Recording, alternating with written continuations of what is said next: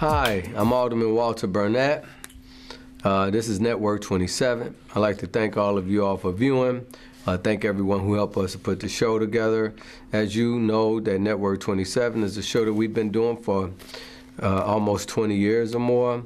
It's an opportunity for us to expose people from the community to the community and get information to the community. As we are approaching the month of May and June, I hope everyone is getting ready to get their young folks to make sure they sign up for the summer job programs. Make sure they go to their schools and find out about it so they can sign up at schools.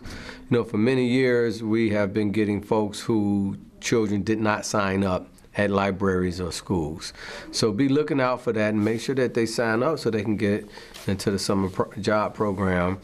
Hopefully we have enough jobs for everyone. I want to thank everyone who did come to our stepper set, our Clean and Sober stepper set with the Salvation Army. Had a great time. We're looking to do another one. I think it's going to be this month, May the 26th, at the Salvation Army over on Chicago Avenue in Christiana. It usually goes from 8 to 11, if I'm not mistaken. It's a great time. We actually do it with the gentleman who has the step-in classes over at the YMCA. And so all of his students come and show off their little new moves that they have. And all of the guys at the Salvation Army who are staying there right now get the opportunity, if they're not shy, to get up and dance and or just sit around and see people enjoying themselves. I'd like to thank everyone who helped us to do that. And I think it's important that we let people know that you can have a good time without getting drunk or high. I'm high off of life every day, and we just have fun all the time. And my wife and I, we stay on the dance floor. We love to dance. We had every month when we do this, or every other month when we do it, we have a step-in contest, and there's usually a prize that's given out. So if any of you all think that you can get down, come on and get down. You know, the funny thing, this last party that we had a step-in contest, and it actually was two women who won the steppers contest, you know, and they were like throwing down. They were in rhythm. They got down. So it's a lot of fun. It's good exercise, and it's just a good time to come together and have a good time without any drama going on. So please come on out and enjoy yourself. That's May the 26th at the Salvation Army on Chicago Avenue in Christiana. Today, ladies and gentlemen, I have two special guests who's been doing things in our community for a long time, not only serving this community, but servicing people of the city of Chicago for many years. We're going to be talking about St. Vincent de Paul's Marillac House, if I had a name right. We used to just call it Marillac House back in the day. And I have two guests with me. I have Maureen Halligan, and I also have Albert Richardson. Maureen is the Chief Program Officer, and Albert is the Director of Youth Services. Thank you all very much for coming on. Thank you for having us. Thank you for having us. So Maureen, first of all, why don't you tell us who Maureen is? Okay, well, my name is Maureen Halligan. I have been at Marillac now for 30 years. I have 3 children. My husband Steve and I live in Lincolnwood. My husband is an immigration lawyer, so that's quite a rough time at this point for a lot of people. We've been married 35 years, and my daughter Rachel is a teacher at CPS, the Clinton School, preschool. I have my middle daughter Jessica is, I have a 2.5-year-old grandson who is really the best therapy in the world. And then my youngest son, Zachary, just is going to go to law school. So I come from a very large family. I'm one of 12. I'm the fifth of 12. My mother started actually our Project Hope program here at Marillac, which is a teen parent program. We went to graduate school together at Jane Addams and University of Illinois, Chicago. She was the oldest, and I was the youngest. And my youngest sister had just gone to kindergarten, and then my mother got her master's and came to work at Marillac after that, and then I joined her like 6 years later. I worked at Shriners Hospital, and I have been here now. Now I run both Marillac and St. Vincent, all of the programs at both centers. We have our St. Vincent's is on Halstead, and Marillac, we're on East Garfield Park. Fantastic, fantastic. So this is a second generation family service. You know, praise God. That's good. So Marillac has now been in this building on Francisco for 20 years, but the old Marillac was where when we were talking before, where Isaiah Thomas and Mark Aguirre played basketball, and also Michael Jordan made his first commercial there. Is that right? So yeah, but it is, and my sister also works here. She's head of our Hope Junior program, and she's been here 25 years. And but my family, Marillac has been a very important part of my entire family's for years. A lot of my siblings throw a benefit for our Hope Junior program every year, and the involvement has been we've been very involved with. Fantastic. Thank you for that. And Albert, why don't you tell us about yourself? Well, I've been part of Marillac for 20 years. I was actually born here, right on Adams, in Francisco there. Family's always been here. I was raised in Buffalo, New York by my grandparents. Chicago used to terrify me as a little boy, but used to visit a lot.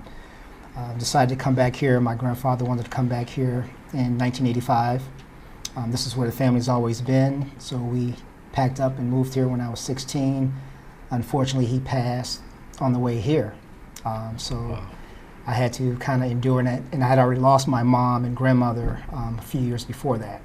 So that was like my little counsel that I depended on. So it was just me being raised by aunts and brothers and sisters in the area, but also being a part of Marillac House growing up on the 2822 building right here on Jackson.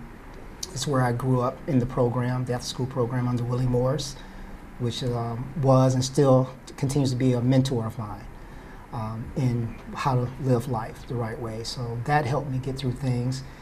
Going through school at Marshall High School is where I graduated. Also decided to go take some classes and did observations where I first came in contact with Marillac House through a friend of mine, Ursula Wesley, who we unfortunately lost over a year ago.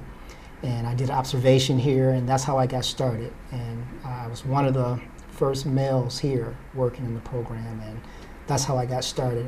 I worked 17 years between the old Marillac building and the new building in school-age program.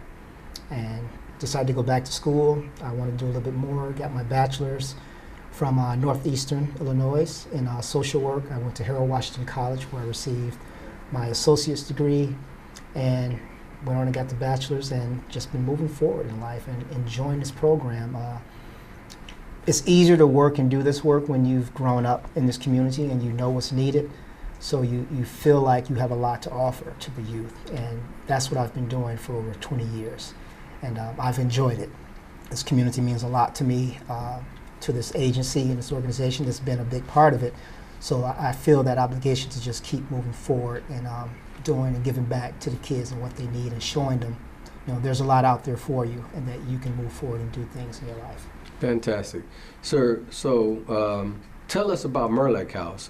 First of all, Marillac House is located where we are right now, is on Francisco and Jackson, right?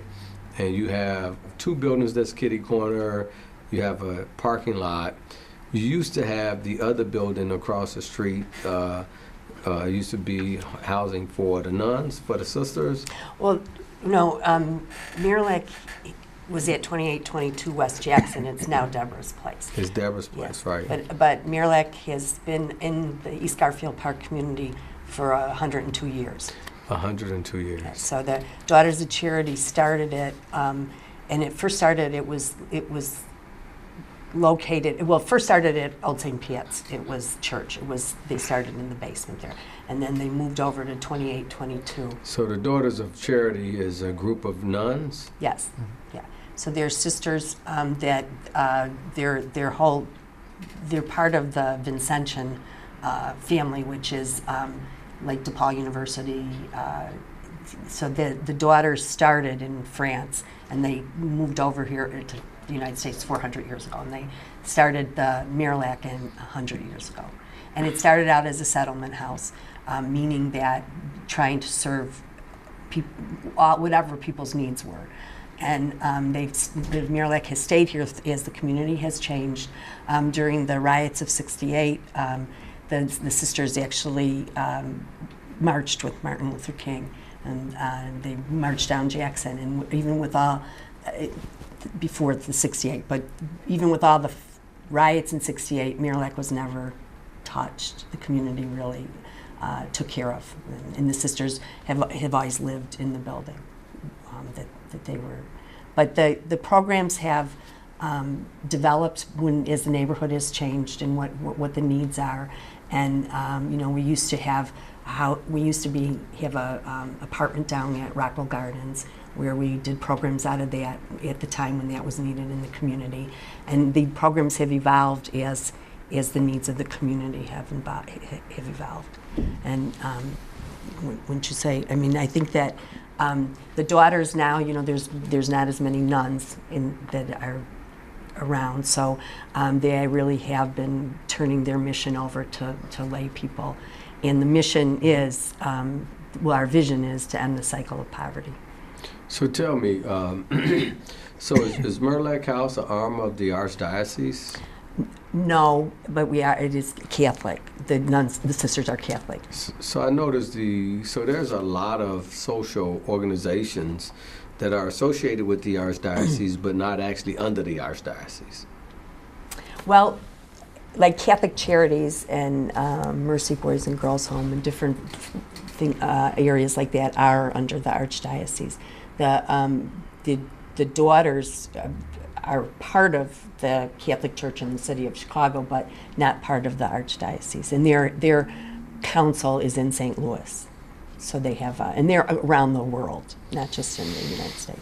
Okay. So, so what happens at Marillac House today? What goes on here today? Tell us what's happening at Marillac House. Well, we have, as you said, we have these two buildings. This youth center we're in now is the Foglia Youth Center. We opened 2.5 years ago. In our other building, the programs we have are really like under three categories. We have community outreach, we have early childhood, and then we also have youth programming. So right now we really do serve the needs prenatally through to senior citizens. And so there's a lot of programs that we have going on. Under community outreach, we have one of the largest food pantries in the city of Chicago that is open 3 days a week, and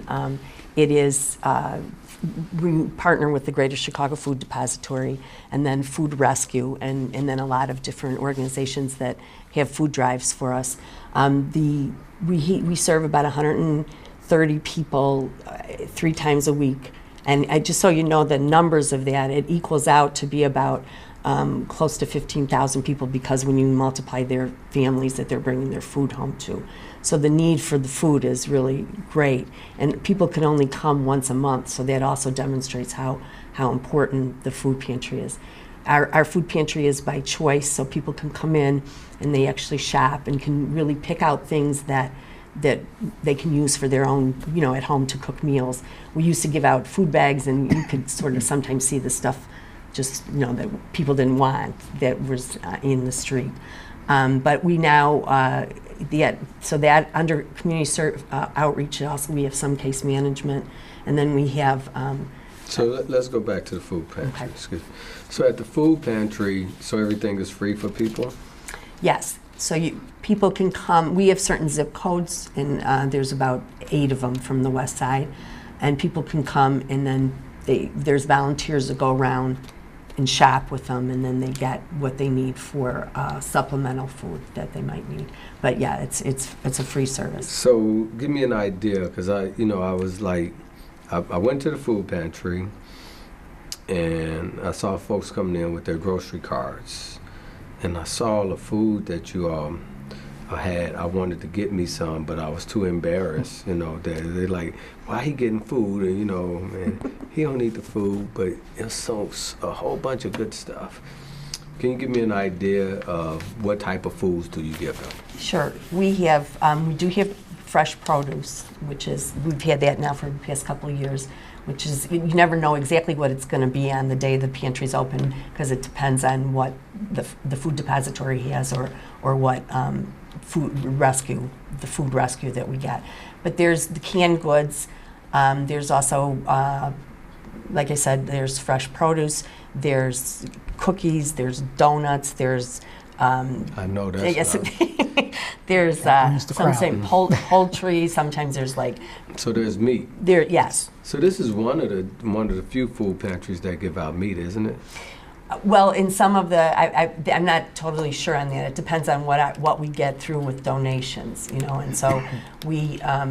It depends on what's available. We also sometimes are able to have things like toilet paper and toothpaste and stuff that you can't get. And I see y'all have like dishwasher and detergent. Yes, so the stuff that you can't get with you have SNAP. a lot of little things that you give people. Yeah, that they're given. So it depends. You can't know on any given day. I was going to disguise myself and come with my grocery card. Okay, well, we would have. Just kidding. But it does become also, besides the food piece, there are other, like we have a case manager from Catholic Charities that is, talking about nutrition, and there's people that come in from different partner agencies like UIC, or that talk about diabetes or health. We've had people come in that show what you can make with some of the products that they're getting. But it becomes sometimes a very social, also when, the lining up at the food pantry, it could be for a couple hours that people wait, and mostly because they just want to make sure. They shop. Yeah, that they can get in. Right. So, but it's a really good opportunity also for churches or schools to do, if they were looking for a project for kids to do, for food donations. We always take donations for food, and things that, like I was just saying, like toilet paper and toothpaste and stuff that people can't get on the SNAP. And we also sign people up for SNAP, for the for food stamp. For food stamps. Mm-hmm. Yeah. So it's called SNAP now. Yeah. So you sign them up. Do you sign them up for Obamacare or county care? We've made referrals for that, and for the children too. And then we also have a very large CETA program, which is the utilities applications. So that help them to pay for some of their light and gas. Yes. So the application process is we do that. So this is like an all-inclusive, holistic type of food pantry. Mm-hmm. That's cool. So people donate everything. Do you all have to pay some money? I know most of the folks who get money, you have to pay a stipend to the Greater Chicago Food Depository. So there's a lot of opportunities for people to go and volunteer at the food depository, and then we get credit for it if they volunteer. So then you don't have to pay, because they ask for a little money. They don't charge you full price for everything. They just ask you for a little stipend. They ask everybody who does it to give a little bit something, so they can keep their doors open and keep things going, and be able to market and get donations and stuff. So, but a lot of folks don't understand. They think, I just don't want people to think that everything is donated. No. We are responsible for, to come up with some stuff. For the credit and stuff, yes. Yeah. For sure. Okay.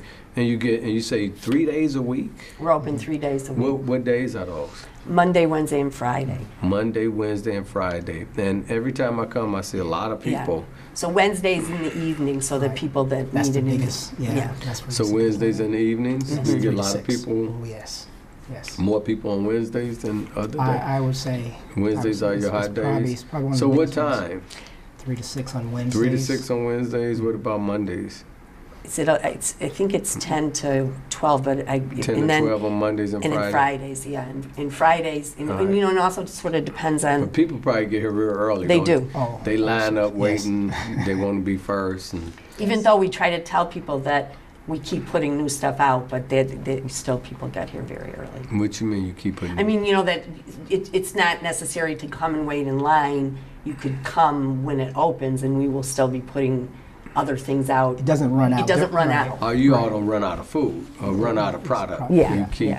Restocking it you out. all are yeah. blessed to keep it going. And you all been doing this for a long time.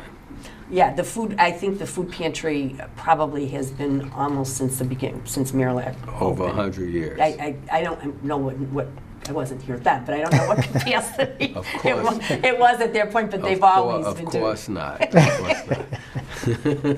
Well, that's great. So that's the food pantry, and it's always some. I mean, I'm gonna tell you, it's just fantastic. I was just like in awe when I saw. You know, I was like, I see why these folks are hanging around here all the time. You know, some good stuff in here. You know, I mean, meat and big bags of rice. I saw Yeah. some big old huge bags of rice that could last you for more than a month. You know, and canned goods and soap and tissue and, you know, some great things there. And you had a lot of great volunteers. Yes. A lot of folks come to volunteer.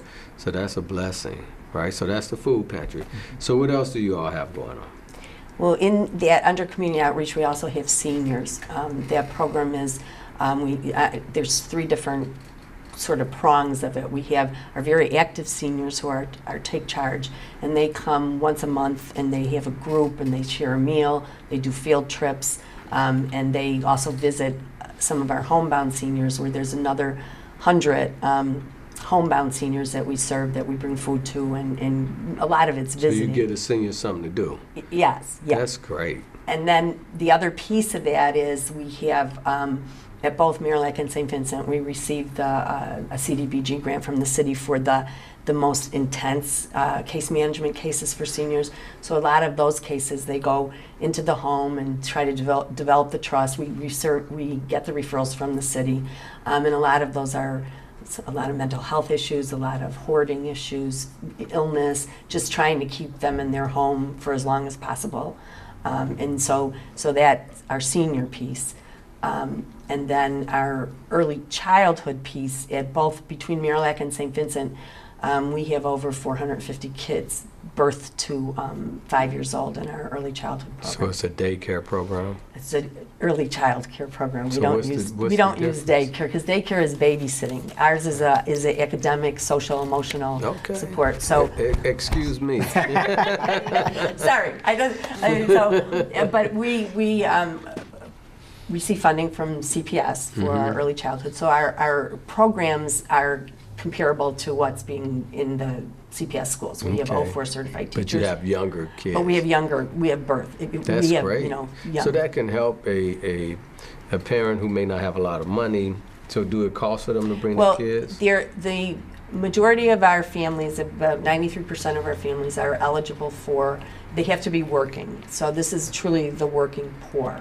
These are people that are eligible for Food stamps or seats- SNAP? well, from IDHS for the Child Care Assistance Program. So people pay a copay, but it's dependent on what they make and the size of their family. And we're open 10 hours a day. 10 hours a day? So it's 7 to 6. So the kids can stay from 7 to 6? Yes. Yes. Oh, wow, that's great. So we have in our program, our birth to 3, we offer family support services, infant toddler specialists. We use the Teaching Strategy Gold research-based curriculum that they use in the CPS schools for pre-K. And then we have continuity of care. And so in the birth to 3 programs at both of our centers, the teachers move with the kids up until they're 3 years old, and then they move into our pre-K program. So if anyone is interested in early childhood, we are accredited by the National Association of Education for Young Children, which is complicated. And we also have the Accelerate Gold through the state of Illinois. And if anyone is interested, please contact, we do have some slots in our pre-K program right now. And then we're starting to sign up for summer, and summer will be more like a camp. And then along with that, we have families that their kids are in school. We bus kids from St. Vincent's and show 6 different schools, and here we did, I think 7? It's about 7 schools. 7 schools. So we take them in the morning and pick them up in the afternoon for our after-school care program. And those parents are also working or in school, and they're in our, they're here. They can have breakfast here, go to school, come back, have snack, and then and during the summer they're here full day. And those children are kindergarten through 13 years old. And those,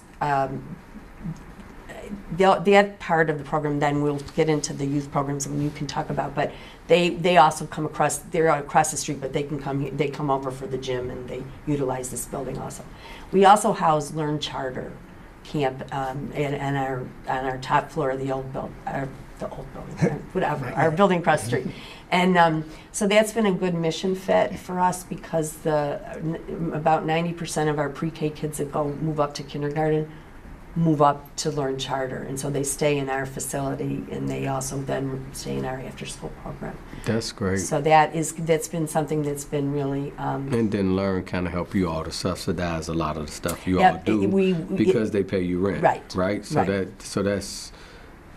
It helps the mission. It helps the mission, right? Tremendously, yes. So, but with the early childhood program, there's so much research out there that shows that this is really, so not just for early childhood academics and social emotional, but just being ready for kindergarten puts them on a much better path of being able to be successful in school and in their future. And we really are, and it also helps with character building and violence prevention. Give them confidence. Make them feel comfortable and self-esteem and all that good stuff. Yeah, it's easier to learn how to read and you're not afraid to talk and all that good stuff. Yeah. And we also have an art therapy piece to that, and we have some St. Anthony's brings in their speech therapists here and stuff. So we were just doing a partnership project in one of our committees, and we have about 120 really solid partners that we did. It was really interesting to put it all on one document because you can't do all the stuff. You have to be partnering. And that's where I think if you want to talk about the youth program. Yeah. Yes. So why don't you talk about the youth? Our school age programs at both locations from 5 to 12 years of age. 13 depends on their birthday when they turn that age. And we offer after school programs that involves arts and crafts, tutoring if needed. So you say 13 for what, to what age? From 5 years to 13. 5 to 13. Yeah, to 13 for school age. And most of the programs, when they get here, when they come back from the schools, they have snacks, so they have time to kind of sit down and just they get a lot of snacks here, huh? Well, you have to feed them. Man. You have to feed them. I want to come here. I'm coming to the after school. Well, come on and join them. Come on and join them. There's plenty of room. They'll be happy to have you there. Go to the food pantry, then go to the after school. Have a snack. There you go. Then we have a fitness. Then we have a fitness center. Right. Go to the fitness center. You can run it all off in the gym, whatever you have to do. All right. But yeah, we do make sure once they come back to us, it's that chance to kind of unwind. Long day in school, so we try to prepare them through the snack and through conversation with their peers. But then they go into their activities, and that might be right now the school age teachers at both locations, Marillac and St. Vincent's, because we've incorporated a STEM program, which is science, technology, engineering, and math. You incorporated in your after-school program? Into the after-school programs. Oh, wow, yes. That's great. Yes, we want our classrooms to be specialized classrooms. So from the kinder rooms, they're learning on a certain level, and that might be just with Legos, but teaching them how to build. As you get up into the older classrooms, your 11 and 12-year-olds, you're working with robotics and things of that nature. So they're working with that. Every Wednesday is their STEM day. So that's their actual activity that they work on. Do the parents have to pay for this? No. So it's free? That's free. So the parents just so say they don't have to. They don't pay for the STEM. They're paying for the actual service of the child's coming for daycare. As Maureen was explaining earlier, they have to be eligible. So that's many of the same kids, when they leave early childhood, they're moving up to school age. But those are those same parents that have to come under IDHS, have to make sure they are, as far as their income, it fits in line. They're a part of that. But for the STEM itself, they're not paying for that piece. That's just part of the curriculum that the teachers have incorporated into their lesson plans. So how much does it cost for them? Is it a So sliding it's scale? it's there's a formula income? that the state uses, and then we use then because we have a whole intake department. So that it's does it. very affordable, I'm sure, if Yeah. it's coming from the state. Yeah. Okay. So it's Great. And it's safe? It's You safe. never have any problems here with the kids? No, I mean, you have. I mean, you've been coming here, but you've been coming here since you were a kid, right? 15 years old since I was coming. So but that's part of it. You, if we didn't have any problems, I don't know if we would have jobs. So Right. part of it is teaching them conflict resolution. Right. So how do you deal with your issues? How do you, without So fighting? you all are mentors here, too. Absolutely. You're mentors, you're counselors, and we tell every staff member we hire them, you're going to come in here with many hats. Mhm. So be prepared to do many things. So that's one program. Do you have another youth program? Yes, actually in this building here is, as she mentioned earlier, the Hope Junior program, which is community-based. And that is also, a lot of those age groups are from kinder all the way up actually through high school, because that's part of the After School Matters program. And what's great about that is... So do that cost? That is no. Okay. That's not. So what do you do But with we that are at program? capacity on that one. We are at capacity. You're so at capacity. Right. Yeah. So just wanted okay. to throw that in. Yes. So- We could take a lot more. Yeah, Yes. but so what happens in that program? Same thing as they go to school in the morning. Once we go and pick those kids up from the 7 different schools they had, So you all pick them up? we pick them up, yes. Wow, that's Uh, great. Parents we- would love that. They absolutely love that. Mhm. And then drop they pick here. them up from here. Right. So you pick them up, then what happened? We pick them up, we get them back here, we take them upstairs for a hot meal. They have a hot, there it is. Another It's the meal? food depository. That's the food depository. Cafe. Meal, snacks, my God. It's a hot meal, and then they break off the various rooms that we have in the building. We have the gym, we have the computer lab. So you have a computer lab? We have a computer lab, yes, and arts and crafts room, Mm-hmm. and they go off into those different areas for different activities depending on what's scheduled for that day. So your gym is so beautiful. It's huge. I know you offer it to the community. You have a lot of community events there. You have a stage in there, so it can be a gym and a theater at the Right. same time. You have a lot of tables and chairs. And I know we've had job fairs here with you all. And the good part about it is not only do you have a gym, and we have all of the different job employment people there, but we also have the rooms upstairs. How many rooms do you have upstairs? So we have a large multi-purpose room that seats about 150. 150. And then we have 3 classrooms, but we're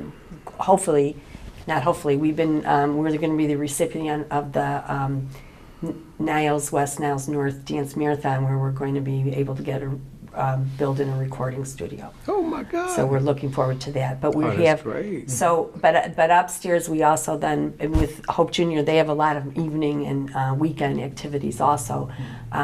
So there's about 80 kids in that program, and we've never really had to recruit.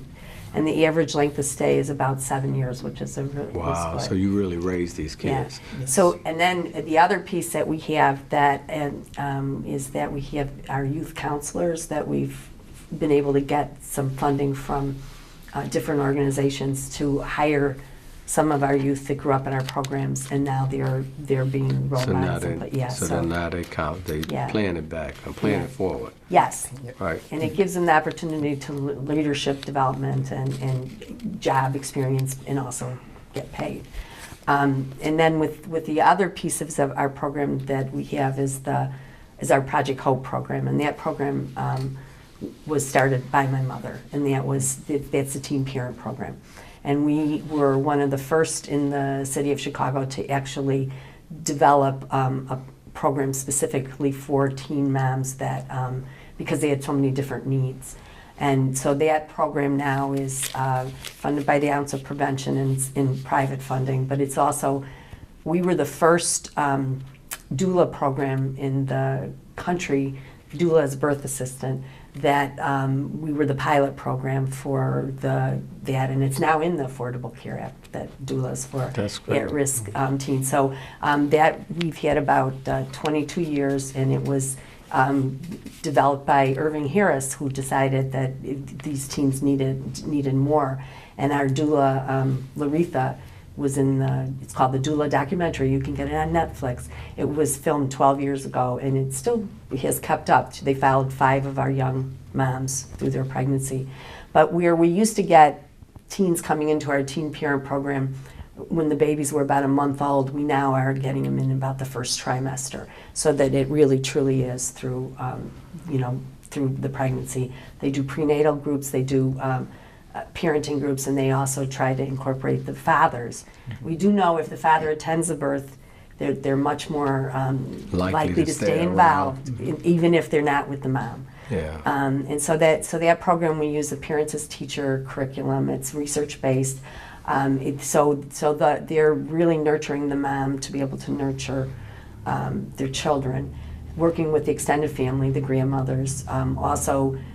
Before we had the doula program, we had really a 0% breastfeeding rate, and now it's about a 68%. And the subsequent pregnancies are about 2 years, which is the norm for childbearing. So they really serve as mentors, mothers, disciplinarians, goals, trying to get we know that the girls need to really get back in school.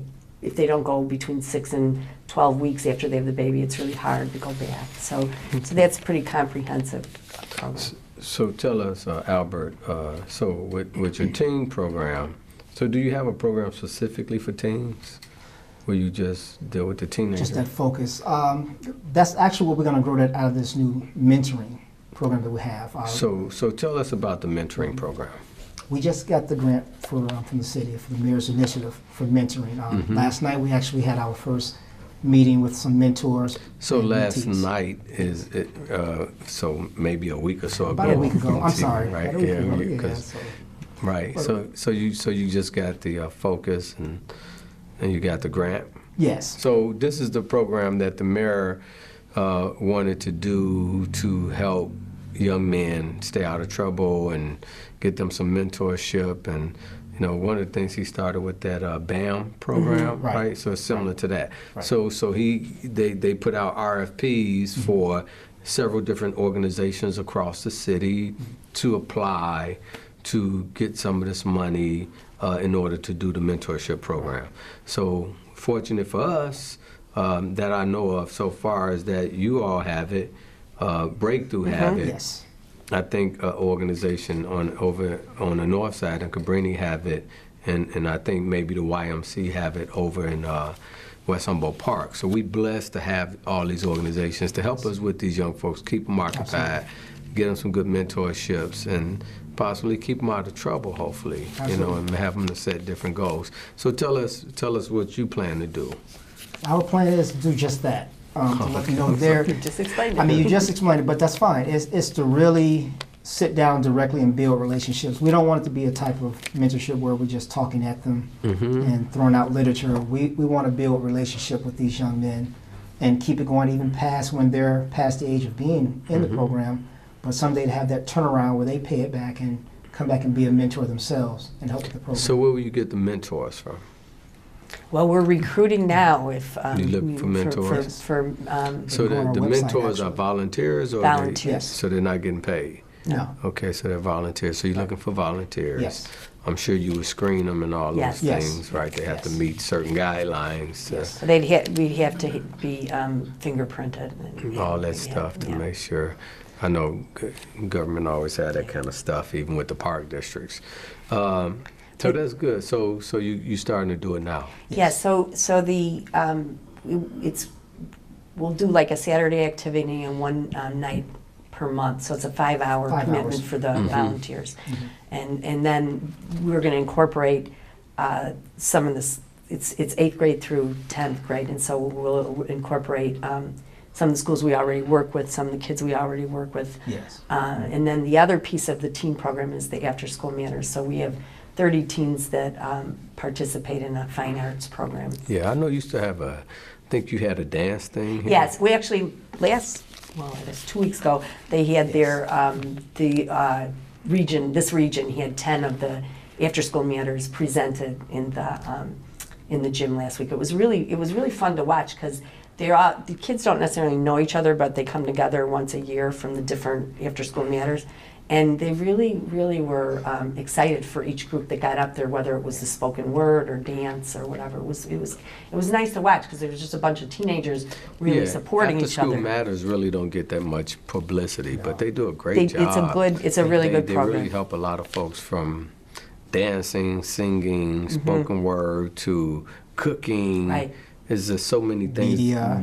There's just so many things that's going on that nobody really knows about it, but the kids, thank God, they know about it, but have no idea how much nurturing is going into all these kids in our neighborhoods. And you hit it right on the head with the nurturing because there's a lot of leadership that comes out of that. When you bring that many groups of individuals together and all those different personalities, it's not so much the instructors that are kind of keeping it together, it's the teens themselves that kind of police each other on how their behavior should be and the things that they should be doing. So there's a lot of leadership within each one of those groups. So you all are blessed in a lot of ways, but you're really blessed to be able to sustain yourselves with all these cuts that have been happening. I know that you've had several scares and several challenges, just like and several struggles, I should say, just like every organization in the city and the state. And I also know that, most of the people that I meet that work at Marillac House actually used to come to Marillac House. So most of your staff come from the neighborhood. Yes. And that's the thing with the funding for our social organizations is they're really employing neighborhood people. Right from those neighborhoods, right? Or it gives some social organizations give folks opportunities who's turning their lives around and getting back on track, opportunity to work. So it's a blessing to have these organizations, and we need these social programs to help fill that gap that you all give with the parents who have to get a job. That's right. Don't have a babysitter, right? Don't want to be worrying about their child after they get out of school. That's a big deal to have to worry about your child after they get out of school in some neighborhoods. To know that they have a safe haven, a place that they can go, you don't have to worry about them. You may not even have to cook for them. That's right. That's right. Yeah, That's right. But that when you say that about non-for-profit organizations, I don't exactly remember the total number, but the percentage of people that are employed for non-for-profits, and when we've done our advocacy down in Springfield, there's some unbelievable numbers of how many people are employed through non-for-profits, and that's been such a risk for these past couple They lose their months. jobs. Yeah. Some people have to cut jobs. Or cut programs completely. Programs. I remember I had some programs. I had the Boys and Girls Club. They had to open up on 3 days a week, right? And the kids was going there every day after school, but because they couldn't pay the money to keep the lights and stuff on. I mean, they back on track, but they had to go through that, and those are big deals. So that has an effect. That has just as much of an effect of the schools closing. Absolutely. It's like the same deal, right? Parents may have to do something different in order to subsidize, what's happening with my child. Who's going to pick them up? Where they going to go after school? What they going to eat? Who's going to feed them? All those kind of things. Do I have time to take them to school and then go all the way to work? You guys pick them up from schools. Yes. I mean, that's a big deal. A lot of parents have to worry about, even after they get out of school, walking down the street. Absolutely. So you all are really lifesavers and supporters of these families. So tell me, so you all accept volunteers here? Yeah, we have a lot of volunteer activities. Yes. Actually, we just have a brand new website that just went up like 2 weeks ago. And so how do people, so we got about 6 minutes left. So the website, you can go on, and there's a list of volunteer activities that people could sign up for. So what's your website? MarillacHouse.org. Okay, MarillacHouse.org. Yes. And then if people, some folks, still aren't computer savvy or may not have a computer, who can they call? You can call 773-722-7440, and you can ask for, if you're interested in early childhood, you can ask for the intake department, or if you're interested in other programs, you could just ask. You could ask for me. If you want to volunteer at the food pantry, if you Yeah. want to volunteer, all these things that you have going on. Tell me this, if people wanted to donate to you all, because, you always have a gap. You always have a need, right? Right. Without contributions from people, I don't know how We you could would not. make We it. You wouldn't couldn't- be able to you without the wouldn't. contributions. Because, just this place is humongous. As I was saying, we had the job fair. When we had the job fair, we used the rooms upstairs to have breakout rooms to train people how to go on an interview before they went on an interview, to give speeches to them and all those things. So you have all this space here. To pay the light and the gas, right, is expensive, right? Not just in here, but also at the other building, which is an older building. And, it's probably not as energy efficient as this one because it's newer. Right. So you all are blessed to have folks. I know a lot of the Catholic people that's with the Catholic churches or St. Vincent de Paul, some of them donate when you have functions. What about other folks? How could other people donate who may not be involved with those organizations? Again, with the website, we have a donate unit. It's very easy. It's very user friendly. But we also we rely heavily on government funding, and that's very difficult. Yeah. So we do always are looking for donations or possible ideas of foundations that we can contact, or so you can donate by mail, by on our website. You can do it with credit card. There's different we also are not necessarily, if it's not financial, we are always looking for Food, and toilet paper. school supplies, things that we give out to our, And baby you all been items. doing this for a long time. Yes, Very yes. I remember you all used to have an area where people can come and get clothes and We did used to have a thrift shop. Yeah, thrift shop, that yeah. was, and Used to be this here. was here. Yeah, it was And there here, was- right. Yeah, Yes. yeah, Yeah, I yeah. So remember. we did get out of that business, but we are always looking, if people have opportunities for our kids. We're always looking for, to get out, to go out on field trips, any places that people might have possibility for shadowing jobs or anything for our kids. And We're always- Isaiah Thomas grew up here, Yes, right? Became, a big basketball player, and now he's a coach or whatever, an announcer and all those other things. But he still comes here every Christmas. yes, Yes. yes, he does. And, he and, comes. and gives to the kids. Yes, and he not only gives the toys and the stuff, but he really comes and spends the afternoon, Quality and time. really the kids get really excited. He So do our can't staff. challenge them in basketball anymore, can he? Do He- he? They've challenged They him. have challenged him. They yeah. challenged him in basketball. Couple kids have challenged him. They have yes. challenged him. Yeah, so he's a great guy. Always come back and swears by this place. He says that Marillac House helped to save his life, and I don't know how many other people are in I that same think boat. that the testimonies from people generation after generation has been that if Marillac wasn't there, I don't know what I would have done. So after 120, what is it, 120 years? 102. 102 years. That's a lot of generations in that 102 years. A lot of And we lives. do you see saved. a lot of families bringing their Yes. kids back through Mm-hmm. here, so because it really, like St. Vincent on the north side is more of a destination for families from all over the city, and here is much more the west side of Chicago. You also, but Alderman, real quick, you also mentioned that if people who have trouble with their computer skills, we have computer classes here for a community as well. So For anyone, for anyone. any age. Yes. Yes. They can any come age. and take Yes. computer Yeah. skills. Yes. We have a lot of seniors that actually are Yes. taking advantage of that. The seniors, they always know where all the good stuff is. Anything true. that's happening that's free, they know where to go. So that's good. Well, God bless you all. And I really want to thank you all for everything that you all do for our community. People know you and your sister so well. I mean, you like family in this neighborhood. You've been here so long, and they've all grown up under you guys. you know, I mean, you just like family here, you know, in this neighborhood to all these people. So we really appreciate everything Thank you all you. do. And This is your sister is very active. She's very, Yes. yes, very much. energetic Yeah. and always moving. I think she's more involved. She seems like she's more involved with the kids.